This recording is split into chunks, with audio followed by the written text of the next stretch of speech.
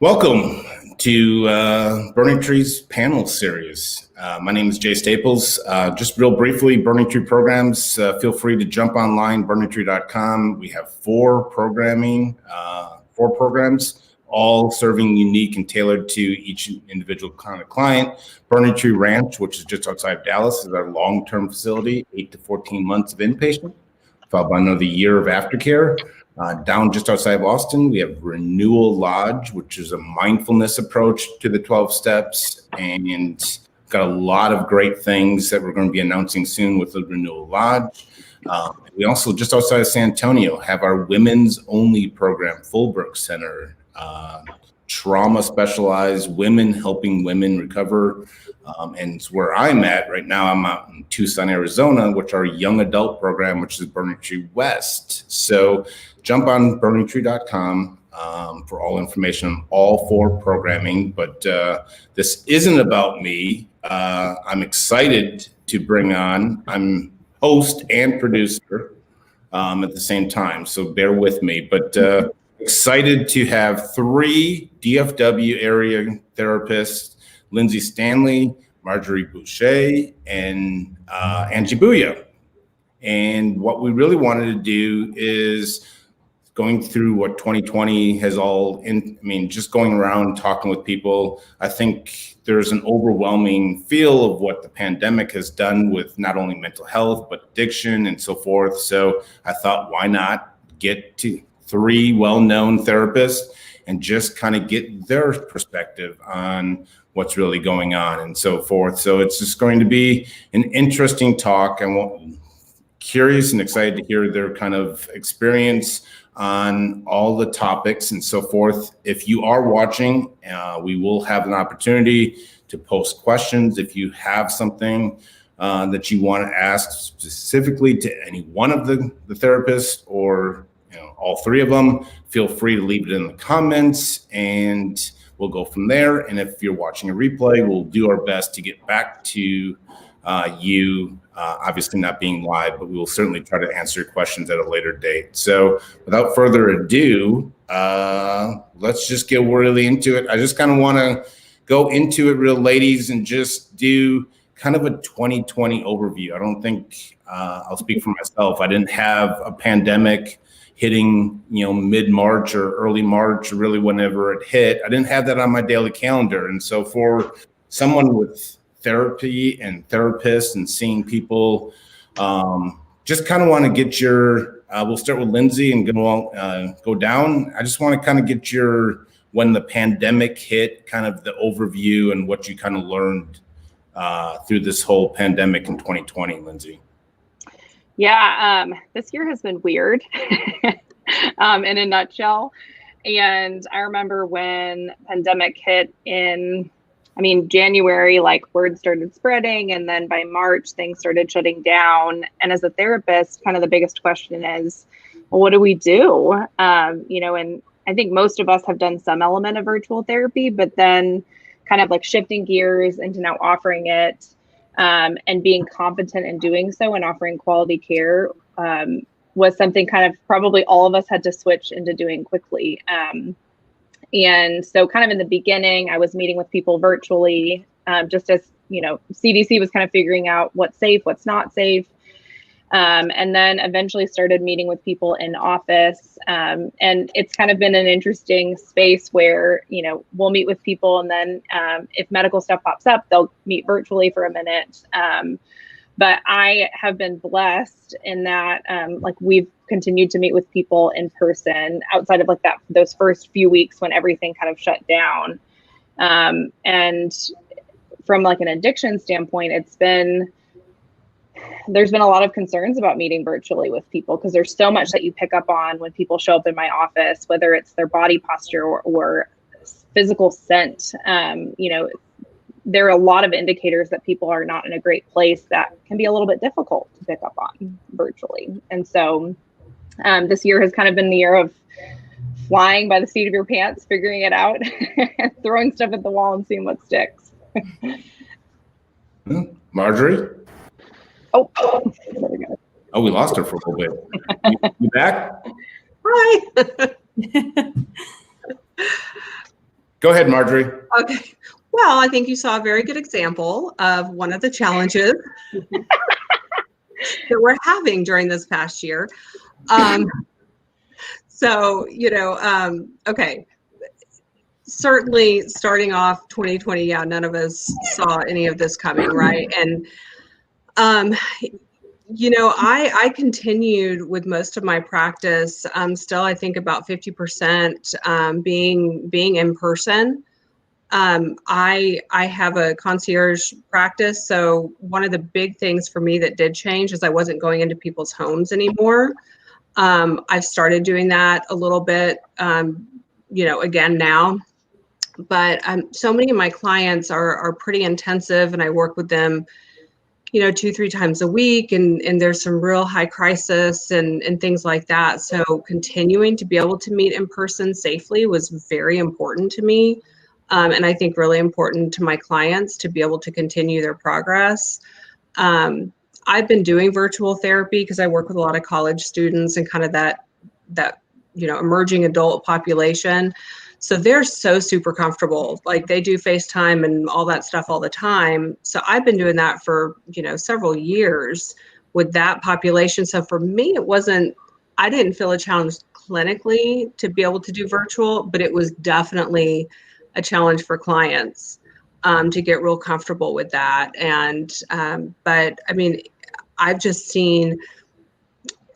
seen such growth and ability. I think just kind of being able to even mentally stretch our minds and ideas of the things that we can do. And that's one thing I've tried to point out to clients, that this time has most certainly tested us in ways that we never thought we'd be tested, And so I've seen some really cool growth, honestly, with people through all of this too. So awesome.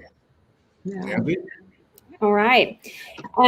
Thanks, guys. I'll just say ditto. I'm just kidding. No, I'm like, what am I going to add? I think that the year in 2020, right? I think Lindsay referenced this, and I appreciate that, is kind of flying by the seat of the pants, the year of flexibility. And I know for me, I can be very flexible in some ways and very inflexible in a lot of ways. And so the way our practice is structured is we have a larger team and there's 4 partners. And I can remember kind of, Lindsay, you referenced this kind of coming in January, and I can remember starting to track the cases, and I'm thinking, okay, like we'll be done by May. This is no big deal. I mean, and what I noticed as I was talking with my partners is even trying to negotiate with 4 other functioning adults who have children, who live in different parts of the city. And we're all going, literally, we had no idea kind of where this was going to go and how do you even critically think through these things and negotiate and try to negotiate well on behalf of a team. And I will say that in my experience, this is the first time that I have gone through something that my clients were going through at the exact same time. I know people have talked about it as a little bit of a national trauma and international trauma. And I would agree with that. And it's literally the first time that I was having my own experience around the exact same process that my clients were also experiencing. And just all of the transference and countertransference and the logistics and feeling and thought that went into that, and how that was very surprising for me as a professional, because I've never been active and I'm in recovery myself. So I've never been active in my addictions while my clients are. I haven't ever, been active in my own kind of trauma while working with the client in that trauma. But doing this nationally together and then doing this with my client is really what caught me off guard. And then all of, like I said, the nuances of working with my partners and working with my clients. And we're all kind of like, okay, all right, let's try this. Let's see how this works. And we went with Zoom early on in our practice. And then I remember Zoom started getting bombed by all the people, barging in, and how immediately we started going, okay, we've got to make sure that that's HIPAA compliant. It was a fascinating process for me, and required a lot of flexible thinking. And then on a side note, just a personal note, I will say that I started the pandemic, literally the shutdown, living with my parents at mid-age with my husband and my son, because we bought a house in 2019. We remodeled it and we thought we'll be in it again by May. Apparently, I'm very good at denial. I'm discovering that denial is one of my strong suits because I'm just like, that'll be great.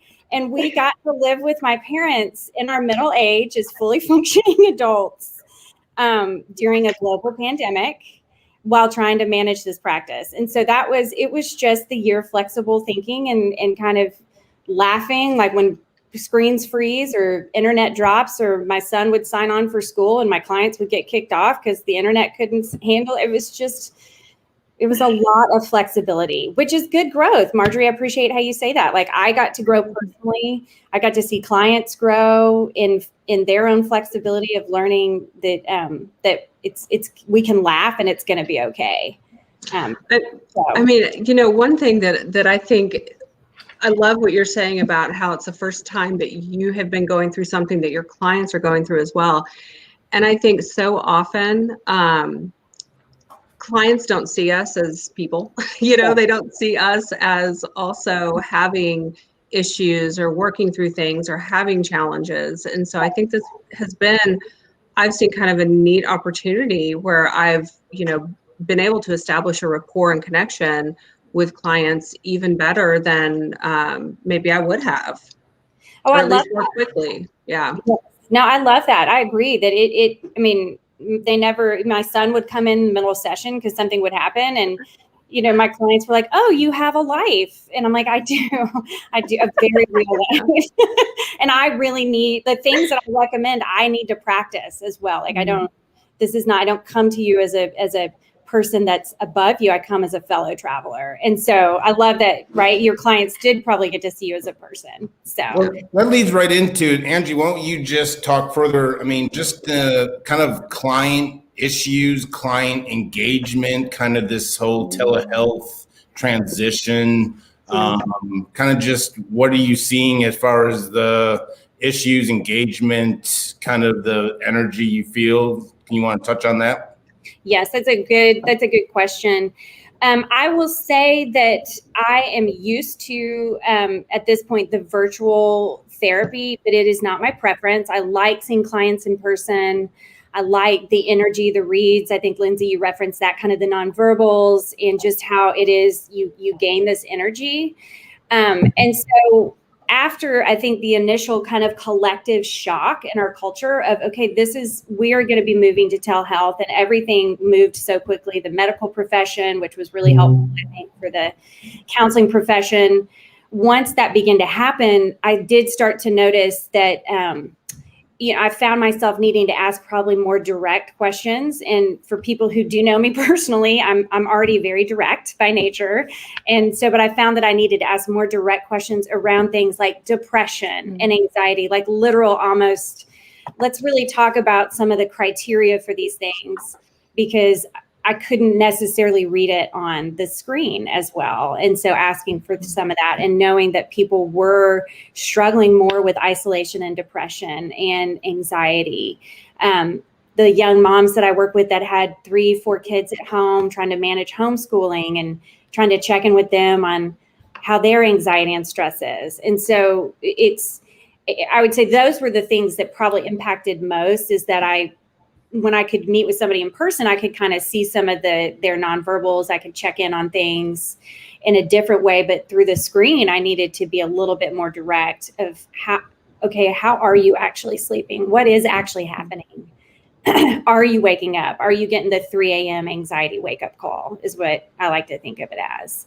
And then the other thing that I noticed, which was fascinating, was the conflict within families and family dynamics. I love family dynamic, marital dynamic around how are we going to handle the pandemic?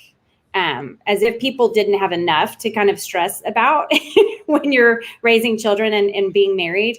But the idea now of what if one spouse wants to leave or a partner wants to leave and they're not going to wear a mask, but the other one does. Just this nuance of conflict that came into families that wasn't there of how do you view this? How are you handling this? And how do you even talk about this and learn to tolerate somebody else's difference in their approach and experience? Yeah, Martin? I love that. Speaking to that, kind of what you're saying is like, just even showing up in like my office, sometimes I'll have family members that will come in for family therapy, and they each kind of have a different approach of how they view the pandemic. And like one person may want to sit on the total opposite side of the room, and then two people are sitting together. And so it's just kind of interesting how that even plays out in office too. Mm-hmm. Yeah, I mean, it's this whole new weird thing of talking to clients about how even some of the things that used to be considered, good manners is now looked at as, oh, how, no, don't open a door for me. I'm not going to shake your hand, in just trying to figure out like this new way of navigating, whether it's in-person therapy or how they're navigating the at home with this whole new different sort of layer on top of things. And one thing that continues to happen, which I enjoy, is like with the Zoom calls, I've seen more cats like walk in front of the screen and turn around, like, more cat, stuff than I've wanted to see, but I mean, it again, it kind of humanizes the clients, and it gives us something to connect on. And so I've seen, a lot of really good come out of just that, like you were saying, Angie, the mental flexibility, and I mean, just really having to push ourselves clinically to learn different ways of connecting and showing our flaws and our challenges, I think has been kind of neat. Well, I love that, Marjorie. I love that you're the cats, and I know that I have a group of clinicians who specialize only in child and adolescent. And I mean, my hat is off to the ones that did virtual therapy, and they did virtual therapy starting in March through about June, July, before we really kind of fully felt comfortable opening back up. And I mean, and the stories that they tell me, I mean, I'm like, I really do want to write a book, because I mean, kids would just wander out of the room, they go to the bathroom in the middle session, and they're just like, because they're so much more comfortable with technology, they don't even think about it. And just the things that you go, okay, I'm going to need you to mute that. Let's go ahead and turn the screen off, and kind of some of the things that aren't. And then I think, I don't know how you guys have done with the hand sanitizer and Lysol, but that was, if I found that in March, it was gold, like gold, and just gold. Yeah. Yeah. I think my favorite moment of the pandemic was initially I had switched to virtual for about a month, and I have two little kiddos. So it was me and my husband both like working from home. He's an engineer. When I would have sessions, my husband would watch our kiddos. And there was one evening I was in session, and our office doors at home like don't lock, but like shut the door, totally confidential space, and was in the middle of a virtual session. And I saw something kind of move in the background, and I turn around and it's my 3-year-old butt naked. Right. And I was like, well, let's pause this session while I get my child clothes. And they were great. They just burst into laughter. But it was like, literally, it was so messy at the beginning, just for everybody transitioning to being a professional at work, and then having to take that into your home space, and then just kind of rolling with it. Well, awesome. Well, you guys, I want to jump on what you guys all, and Marjorie said it specifically, and something I'm real big with is connection and so forth like that. And so I'm interested, kind of playing off the same kind of vibe as, this telehealth, this virtual, like for me, I would only assume like that lack of connection, both as the client, if you're trying to overcome some mental health, substance abuse issues or whatever it may be, it's kind of isolating. But as a therapist and a client, that connection that you automatically kind of build, just talk, we'll just go with Marjorie right off the bat, and like that connection as far as, either working with clients on reaching out to find the connection in their groups or self-help, or you as a therapist and a client, that connection would kind of the missing piece? Yeah, I mean, gosh, that is so huge. I mean, that's huge outside of a pandemic, right? And, so in with what I do, with my private practice, I found it easier to continue to have that connection and have them come in. And, so that was a little easier, quite frankly. And then with Arise Recovery Centers, the adult substance use IOP, so I'm the executive clinical director of that. So, I mean, we have spent a ton of time, and Danny, the owner, I mean, he has been so linked in with all the guidelines of the CDC and everything that, to continue to be able to provide in-person groups was huge for us because, yes, absolutely, there's such a place for the virtual, but when you're talking about people really struggling with addiction, I think the more that they can stay in person connected, the better it's going to be. And so, with all 5 of our locations, we're still offering and always continue to the in-person IOP. We added being able to offer a virtual IOP group as well, and the individual sessions. But I mean, I just know with, all the 12-step groups and all of that going virtual, what I saw in my practice was that those people who were not involved in like an IOP or a group kind of situation, that they started feeling so disconnected. And so just really being able to continue to offer the in-person for me was huge. So. Yeah, and kind of building on that too, I'm a huge believer in working with addiction, that the opposite of active addiction isn't only sobriety, but it's the connection. And so kind of working with people that are jumping into sobriety, whether it be from sex addiction, alcoholism, or getting sober from drugs, they've had so many more hoops to jump through, and just finding a group, kind of feeling the vibe of the group when they go.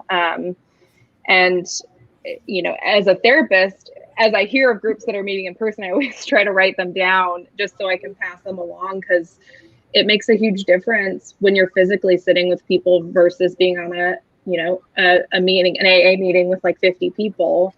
And finding a sponsor has been more difficult. And so I think as a therapist, one of the ways I've tried to facilitate connection is just kind of taking note of resources as they pop up for people that are really struggling, and then passing them along. Because it's difficult to find like your people in recovery.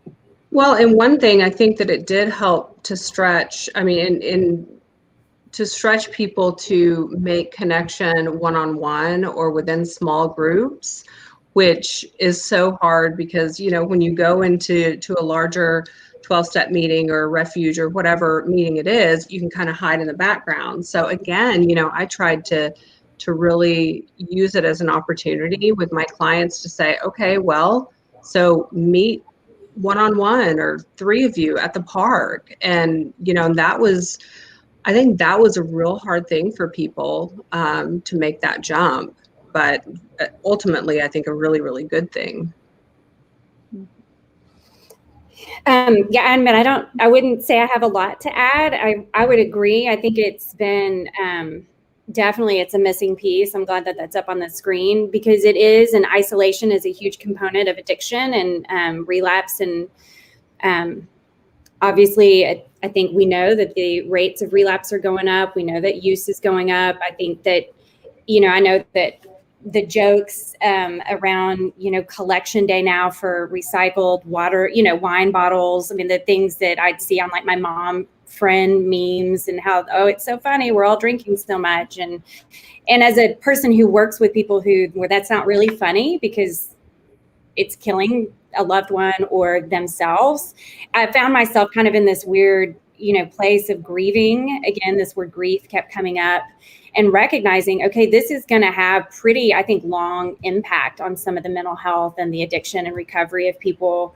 And and how we kind of can rally and support them in the recovery community. And so like Lindsay, Marjorie have already said, I think it is, as a therapist, when you hear of something that's open, it's and all joking aside, it's like the Lysol, it's like gold. Again, it's like, oh, wait, what group is open? Oh, they're meeting in person. Excellent. I'm going to note that.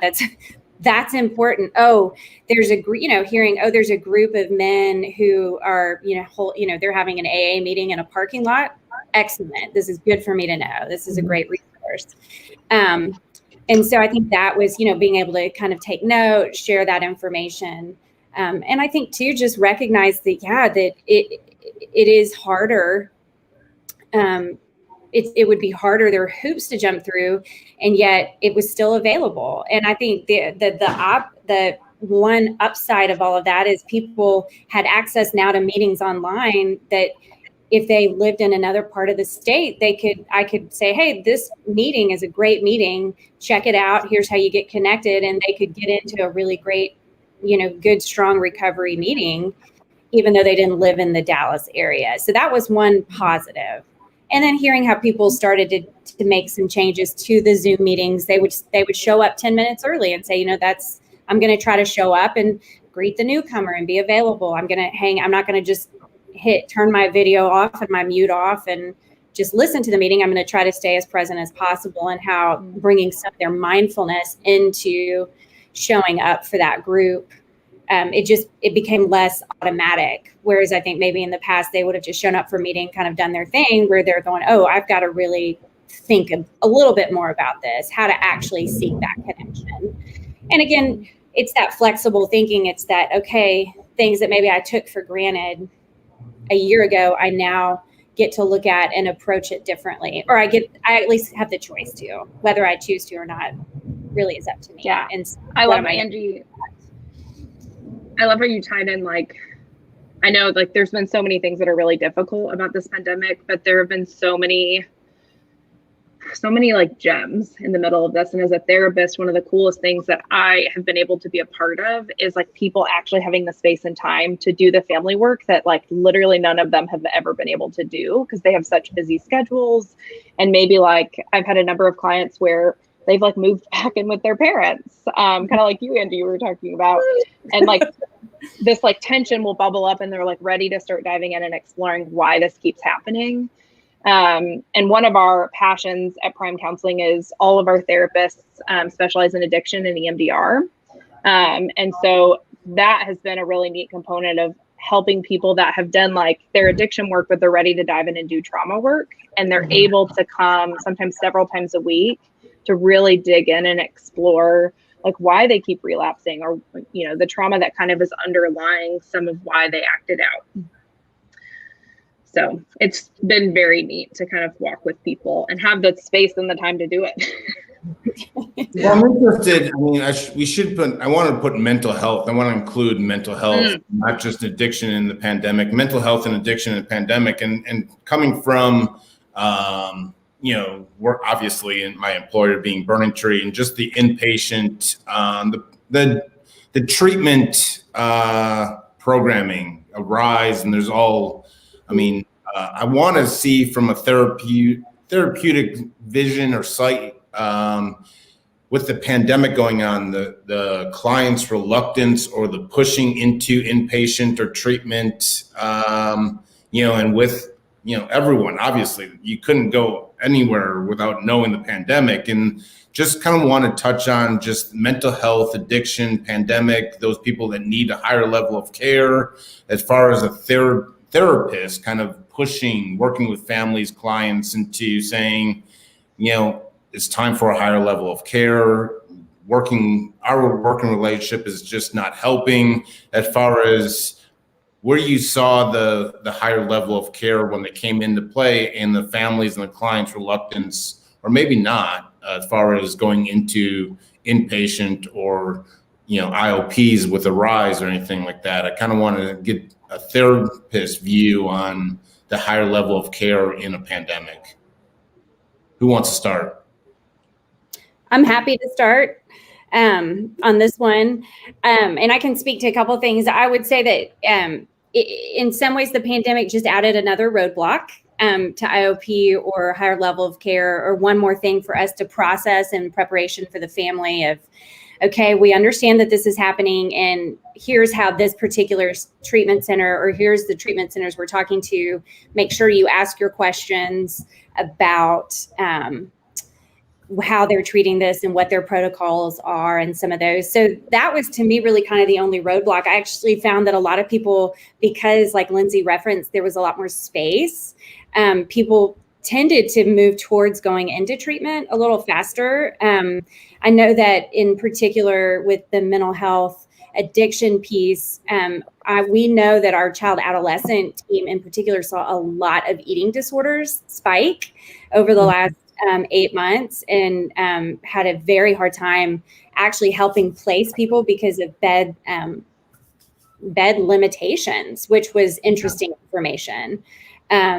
And so I felt like to me, it just added kind of one more roadblock, but then there was also a little bit of a, hey, but there's no better. I mean, what else are you going to do? Was a little bit of my perspective with clients. Like, I guess you could get treatment now because we really don't have all the work, family commitment roadblocks that you maybe had a year ago. And so it freed up some time.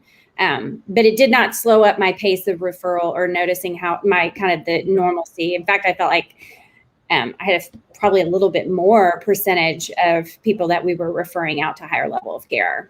So yeah, I totally agree. I mean, whether it is referring to like IOP, and again, kind of touching on that. I mean, like I said, Danny especially was just so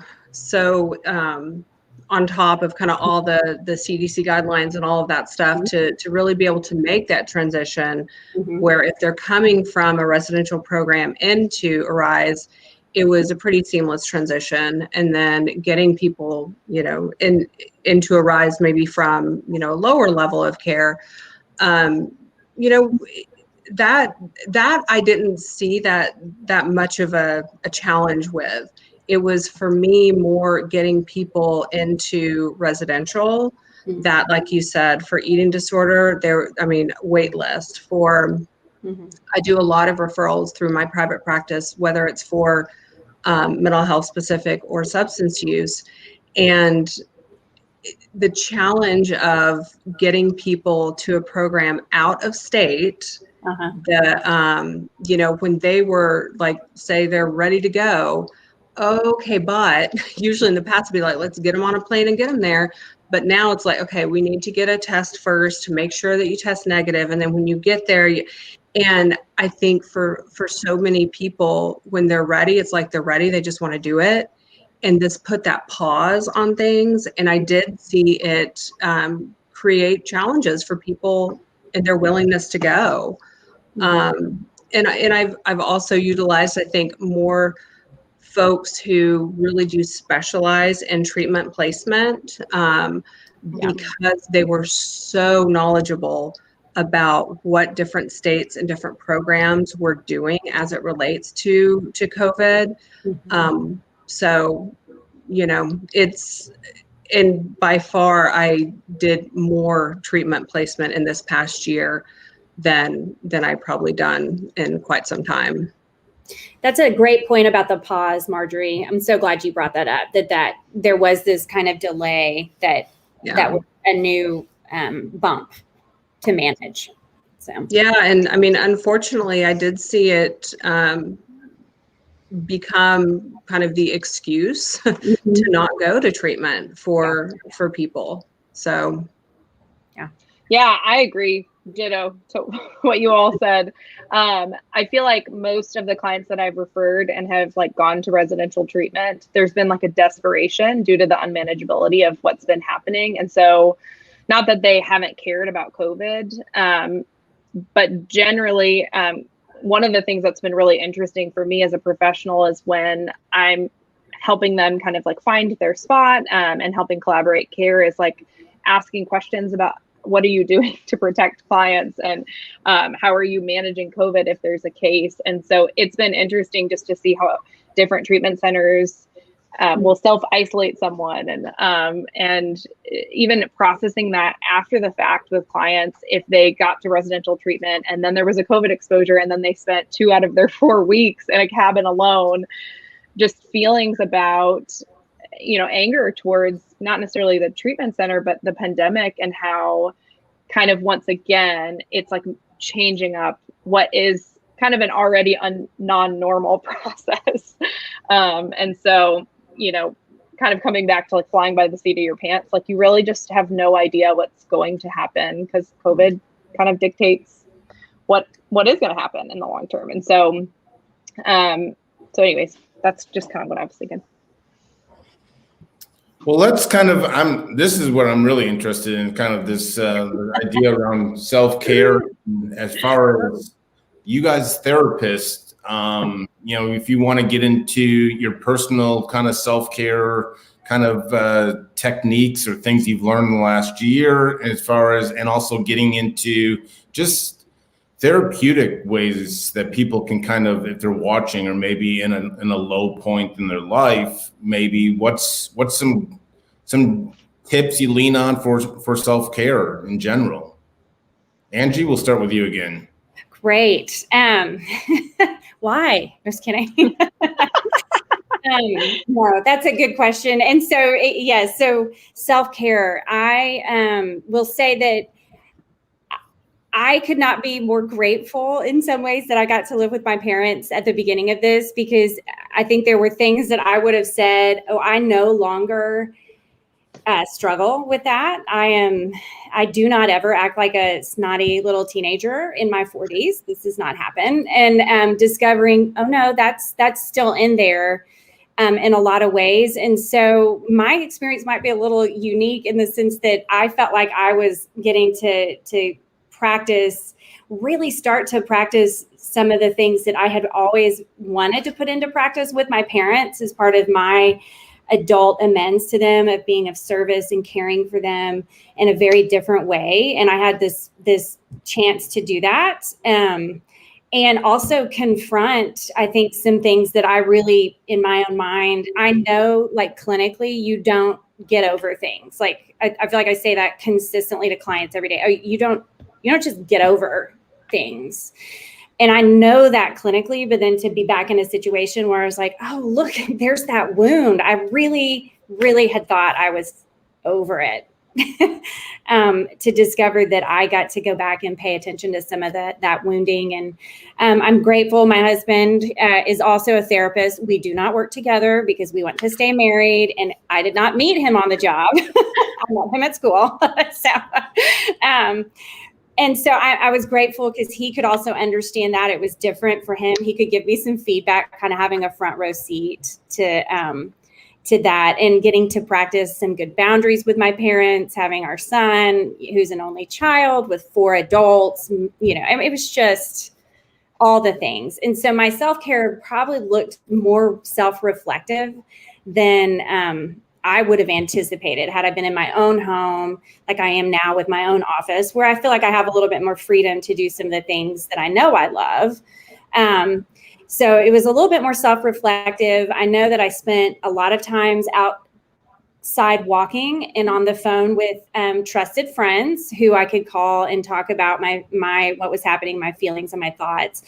And when I say trusted friends, they are friends, Jay, and I think this is so important that you have this in your life. They are friends that will tell me the truth because they love me enough to tell me the truth. And they're not going to tell it to me in a way where they're trying to make sure I'm feeling okay about it, but they will just simply state it. And I trust that feedback. And so I spent a lot of time outside on the phone calling people saying, well, here's what happened and here's what I think. And they would be able to lovingly tell me the truth. Like, wow, it really does seem like your 16-year-old is really calling the shots. And how old are you? Which is one of my favorite questions to get and to ask.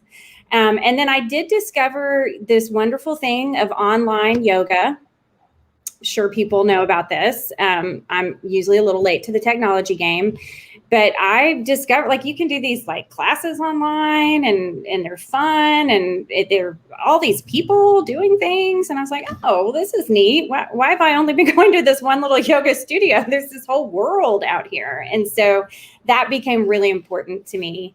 And I had the time because I wasn't commuting an hour to work, back and forth. And I could, do a little quick 30-minute something before dinner that my mom cooked, just full disclosure. I'm now cooking. I've now moved to the house. And so I'm adding cooking back into my life. And I'm like, oh, well, that was a real bonus. So I hope that answered the question. So I think for me, kind of self-reflection, really good trusted friends. I cannot express that enough. And people that are not going to co-sign the delusions or the lies that you're saying, but really love you enough to tell you the truth. And that you can count on them for that. And then, just some good movement. I do like a little 30-minute stretching and those kind of things. So. Marjorie. Well, for one, I was really trying to find some of the positives. I'm happy that the beginning and the initial stage of us getting used to being in quarantine and in a pandemic happened as we moved into summer with decent weather and being able to be outside. And my self-care, gosh, this definitely stretched me. I tend to probably not always do the things that I recommend for my clients to do. One of my biggest challenges is probably asking for help, quite frankly. And so, for me with this pandemic, I'm a single mom of 3 kids, 5, 7, and 9 now, they all are. And so my 5-year-old, he started kindergarten online, not at all the way a mom expects that to happen. And so, that, I think it was really confronting some of my own ideas around what being a mom looks like, what being a mom during a pandemic looks like, and not being able to handle everything myself, which I try to just handle everything myself. And so I relied a lot on my amazing parents who don't live too far away, and my sister and her family, and just being vulnerable enough, I think, to ask for help, because that's just a hard thing for me. So that was a big thing. Again, getting outside, going swimming a lot. Admittedly, my kids got way too used to Amazon packages showing up at the house. That was my thing. It's like 3 young kids stuck at home. I bought a trampoline. They all have like hammock chairs. So that got a little probably out of control at times. But, I think the minute I was able to go for a manicure, pedicure, I did things like that. So I think more than anything, though, just being vulnerable and asking for help where I needed it. That's great. Lindsay. Yeah, ditto.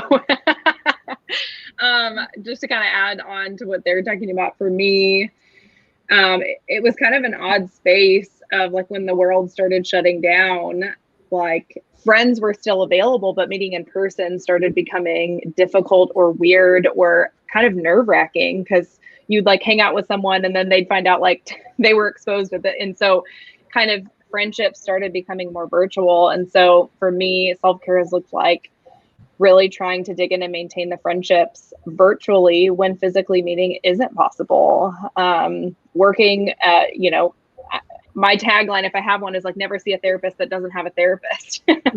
And so like seeing my therapist and having the space to kind of process what's coming up for me, and investing in my own mental health has been huge, and will continue to be huge moving forward. And then lastly, baking. I love to bake. We'll be friends. We'll be your friend because I like to eat baked goods. Yes. And I listen to gangster rap music and bake scones, and it's like my favorite activity ever. It's awesome. I can't believe I just heard that. I mean, I like it. I mean, yeah. That sounds fun to me. Yeah, that'll be our first social event, ladies, when we meet each other in person. Yes.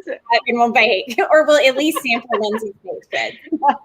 There's got to be a TikTok in there somewhere with the gangster rap and the scones. I mean, anyway, but I kind of want to wrap this up and give each one of you an opportunity, kind of just a 2021 vision. And if you wouldn't mind, or just tell some people, the people that are listening, if you're taking clients, what you specialize in, and so forth like that, and kind of just wrap it up. We certainly appreciate the time, but Lindsay will just go down the list and you're kind of real quick, your vision for 2021 and what you kind of specialize in, and if you're taking clients.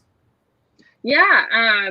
So I am an LPC, a licensed professional counselor, an LCDC, and a certified sexual addiction therapist. And I'm one of the owners of Prime Counseling in Dallas, Texas.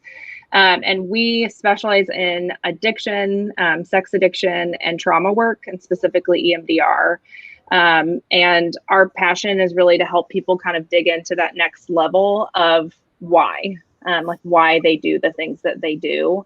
And we've seen that be really successful, just helping people kind of get either some of those answers or find relief to trauma that's kind of been bothering them for a long time. And so we are taking new clients. We are private pay. We're highly collaborative, and do offer super bills for clients that request them. Marjorie. Well, so both in my private practice and with Arise Recovery Centers, really kind of the vision just of growth, continued growth. I'm hesitant to make too many plans because I feel like it's all going to change. Who knows? But no, just continued growth in both of those areas. Within my practice, I am private pay and also can provide a super bill. I am taking clients.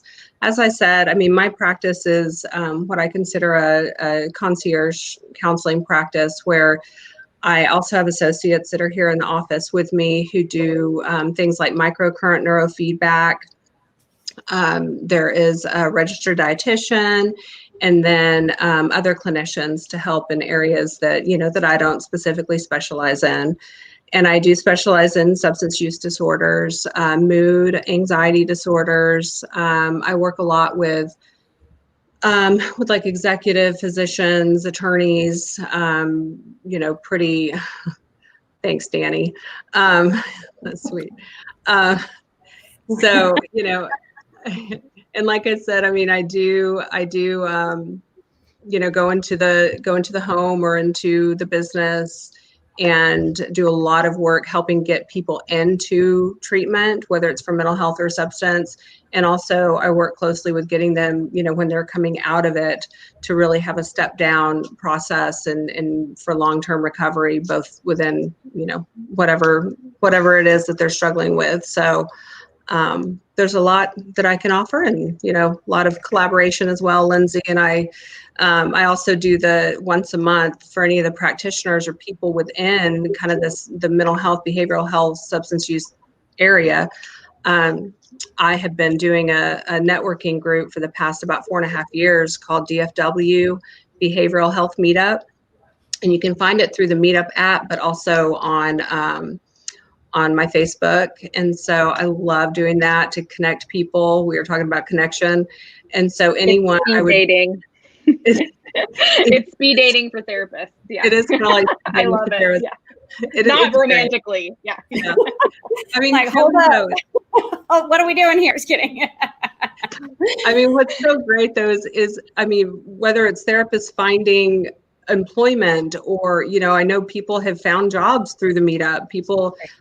My vision for it is certainly connecting us professionally, because I refer out all the time for different things. So I'd love it if people can join that, and you can friend me on Facebook and I'll send you the info or whatever. So anyway, And there's big things happening with the Rise Recovery Centers that I'm not at liberty to discuss right now, but stay tuned because it's exciting stuff.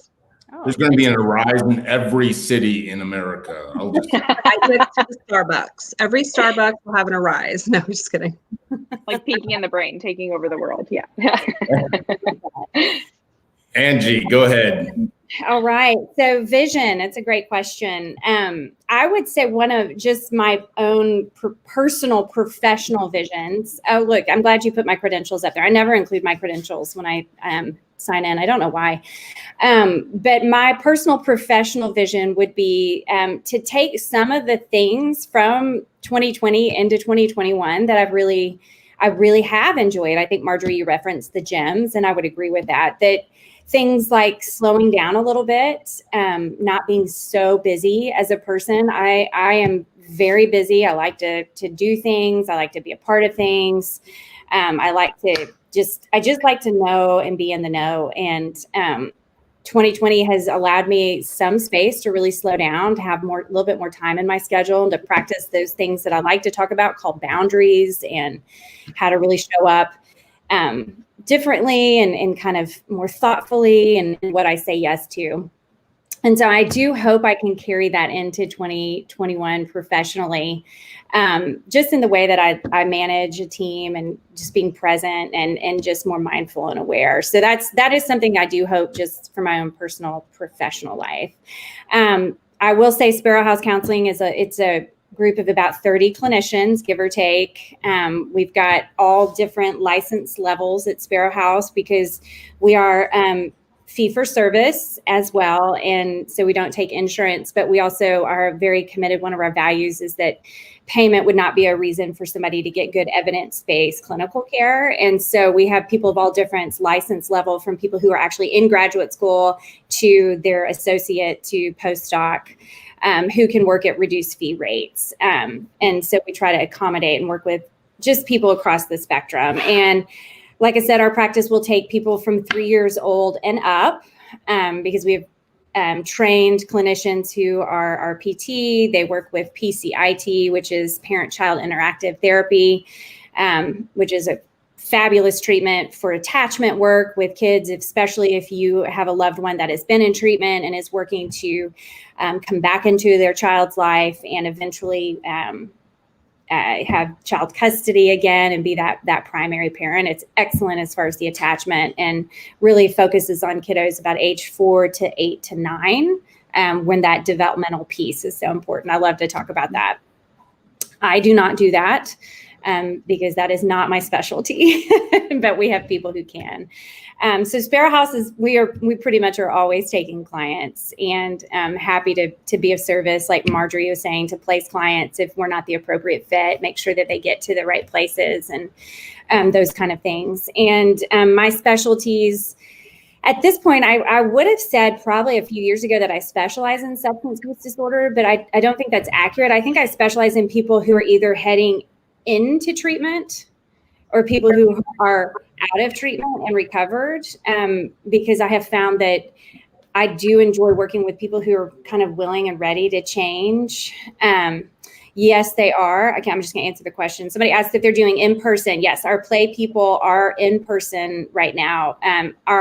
Pretty much our whole child and adolescent crew, which you can look that up online on our Sparrow House Counseling website. They have all gotten vaccinations and should be fully vaccinated by February, because they are frontline, and they're frontline people. So they'll be vaccinated to protect an extra layer of protection. So like I said, I specialize in people kind of heading into treatment, coming out that are recovered. I really love working with that recovered man or woman. I love working with the families. I think families are they are so deeply impacted and traumatized by addiction and oftentimes overlooked. Really, really do enjoy working with the family members.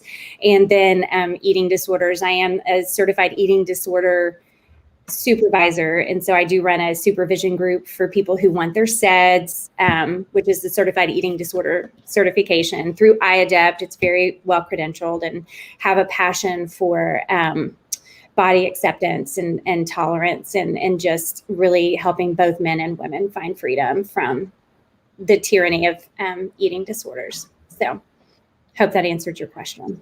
So Well, amazing. Helpful to know.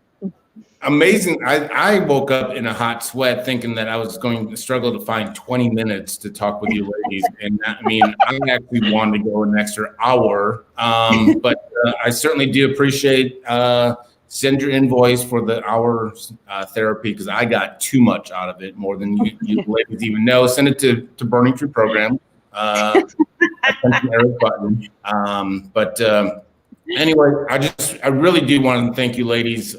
It was an incredible hour. It really just felt like 10 minutes. I know I took a lot out of it, and you ladies serve the DFW area, and I can stand behind all three of you.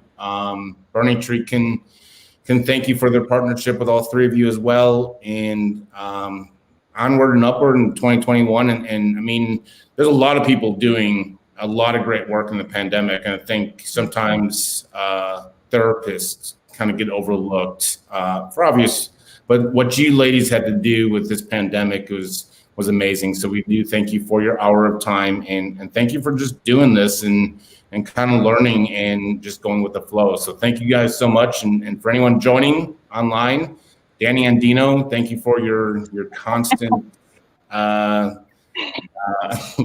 quibs. You kind of threw Marjorie off there, which I appreciated. So I think that was ladies, thank you so much again, and cannot thank you enough. And we'll have a good, I'm going to sign off, and thank you, ladies, so much. Thank you so much for having us. Thanks for having us. All right. Bye.